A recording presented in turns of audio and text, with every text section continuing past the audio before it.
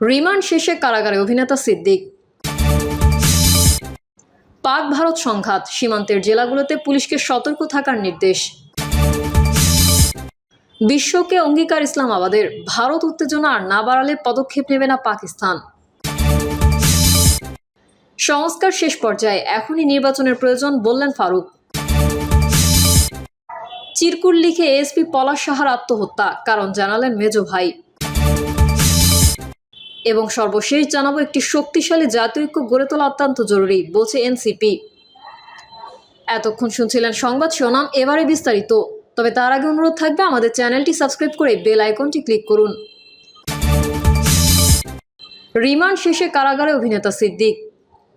অভিনেতা সিদ্দিকুর রহমান সিদ্দিককে রিমান্ড শেষে কারাগারে পাঠানোর নির্দেশ দিয়েছেন আদালত। 7 মে ঢাকার অতিরিক্ত chief metropolitan magistrate Zakir Hossain জামিন আবেদন নামঞ্জুর করে এই আদেশ দেন। গুলশানে ভ্যান চালক জব্বার আলী হাওলাদারকে হত্যা চেষ্টার অভিযোগে দায়ের করা মামলায় গত 30 এপ্রিল অভিনেতা সিদ্দিককে গ্রেফতার করে পুলিশ। এরপর তাকে 7 দিনের রিমান্ডে নেওয়া হয়। রিমান্ড শেষ হওয়ার পর মামলার তদন্ত কর্মকর্তা গুলশান থানার উপপরিদর্শক আব্দুস সালাম তাকে কারাগারে আটক রাখার আবেদন করেন। আদালত সেই আবেদন মঞ্জুর করে সিদ্দিককে কারাগারে পাঠানোর নির্দেশ দেন।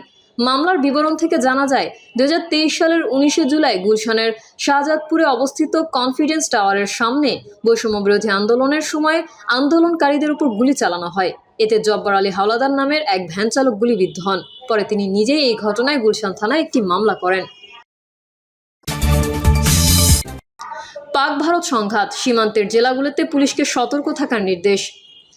বাংলাদেশের সীমান্তবর্তী জেলাগুলোর পুলিশ সুপারদের সতর্ক থাকার নির্দেশ দেওয়া হয়েছে বলে জানিয়েছেন পুলিশ মহাপরিদর্শক বাহারুল আলম।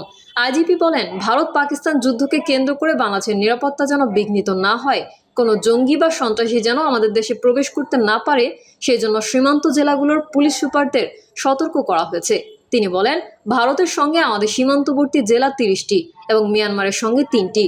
ভারত পাকিস্তান সংঘাতকে কেন্দ্র করে বাংলাদেশের নিরাপত্তা যেন বিঘ্নিত না হয়, সেই জন্য সীমান্তবর্তী জেলার পুলিশ সুপারদের আগেই সতর্কবার্তা দেওয়া হয়েছে। আমরা সর্বাত্মক চেষ্টা করব যেন এই ঘটনার পরিপ্রেক্ষিতে আমাদের নিরাপত্তা বিঘ্নিত না হয়।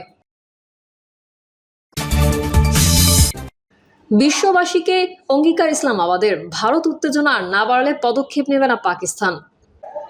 পাকিস্তানের প্রধানমন্ত্রী শেহবাজ শরীফের উপদেষ্টা রানা সানাউল্লাহ বলেছেন, ভারত যদি উত্তেজনা না বাড়ায় তাহলে পাকিস্তান কোনো দায়িত্বজ্ঞানহীন পদক্ষেপ নেবে না।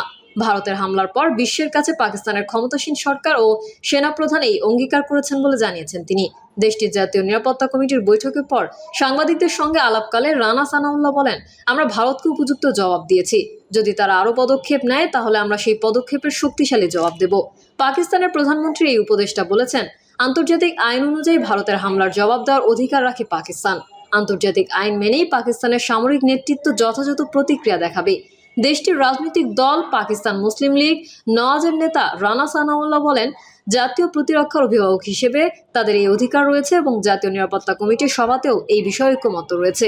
তিনি বলেন, আমাদের সশস্ত্র বাহিনীর নেতৃত্ব এবং সরকারের পাশাপাশি প্রধানমন্ত্রীও জাতিকে প্রতিশ্রুতি দিয়েছেন যে ভারত যদি কোনো আগ্রাসনের পথ বেছে নেয় তাহলে আমরা তার কঠোর প্রতিক্রিয়া জানাবো এবং আমরা সেটি করেছি। এদিকে ভারতীয় প্রতিরক্ষা বাহিনীর অপারেশন সিঁদুর অভিযানের প্রতিশোধ নিতে পাকিস্তান যদি হামলা করে তাহলে ফের প্রত্যাঘাত করা হবে বলে হুঁশিয়ারি করে দিয়েছে ভারত।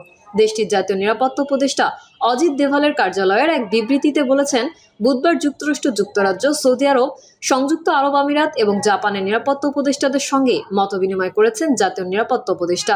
এ সময় তিনি অপারেশন সিঁদুর পরিমিত, সংযত এবং অউস্কানিমূলক একটি সামরিক অভিযান ছিল বলে জানিয়েছেন। বিবৃতিতে আরও বলা হয়েছে, সহিংসতা বৃদ্ধির কোনো অভিপ্রায় ভারতের নেই, তবে পাকিস্তান যদি সহিংসতাকে আরও উস্কাতে চায় তাহলে প্রত্যাঘাত করার জন্য যত সামর্থ্য প্রয়োজন তার সবই ভারতের রয়েছে। সংস্কার শেষ পর্যায়ে, এখনই নির্বাচনের প্রয়োজন বললেন ফারুক। বিএনপি চেয়ারপারসনের উপদেষ্টা জয়নুল আবেদিন ফারুক বলেছেন, বাংলাদেশের 75% মানুষ এখন নির্বাচন চায়, আর নির্বাচন বিলম্বিত নয়, এখনই নির্বাচনের প্রয়োজন, আর সংস্কারও শেষ পর্যায়ে।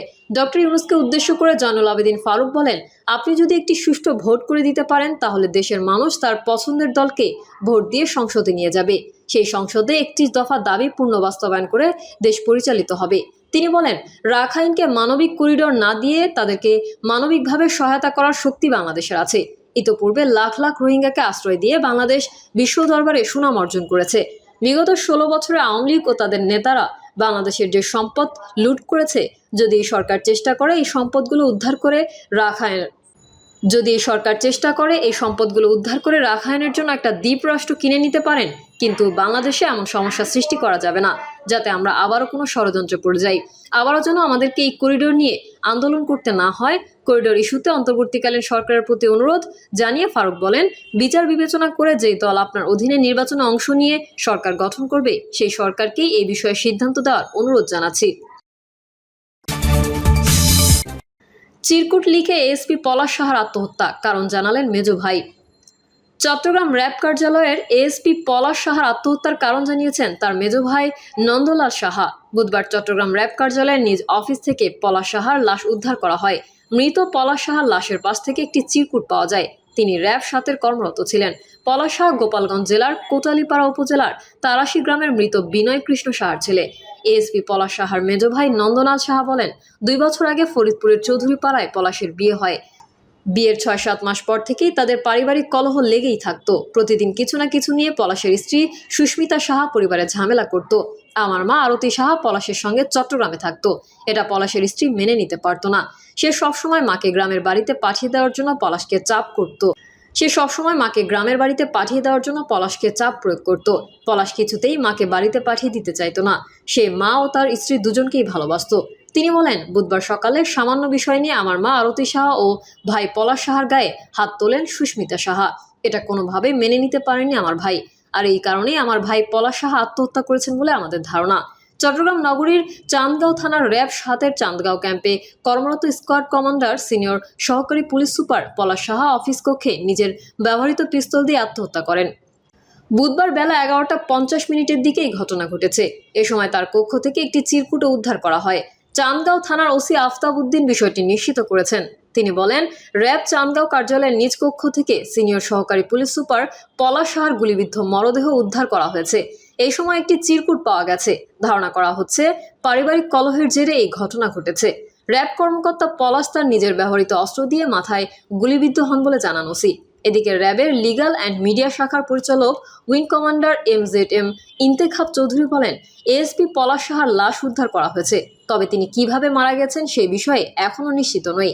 লাশ হাসপাতাল মর্গে নেওয়া হয়েছে। সেখানে ময়নাতদন্তের পর মৃত্যুর কারণ জানা যাবে। লাশের পাশ থেকে উদ্ধার করা চিরকুটে লেখা আছে, আমার মৃত্যুর জন্য মা এবং বউ কেউই দায়ী নয়, আমিই দায়ী। কাউকে ভালো রাখতে পারলাম না। বউ যেন সব স্বর্ণ নিয়ে যায় এবং ভালো থাকে। মায়ের দায়িত্ব 2 ভাইয়ের উপর, তারা যেন মাকে ভালো রাখে। স্বর্ণবাদে যা আছে তা মায়ের জন্য, দিদি যেন কোঅর্ডিনেট করে। প্রিয় দর্শক, এই ছিল এখনকার সর্বশেষ সংবাদ। আপডেট সংবাদ পেতে চ্যানেলটি সাবস্ক্রাইব করে বেল আইকনটি ক্লিক করুন। কমেন্টে আপনার মতামত জানিয়ে আমাদের সাথেই থাকুন। ধন্যবাদ সবাইকে। আল্লাহ হাফেজ।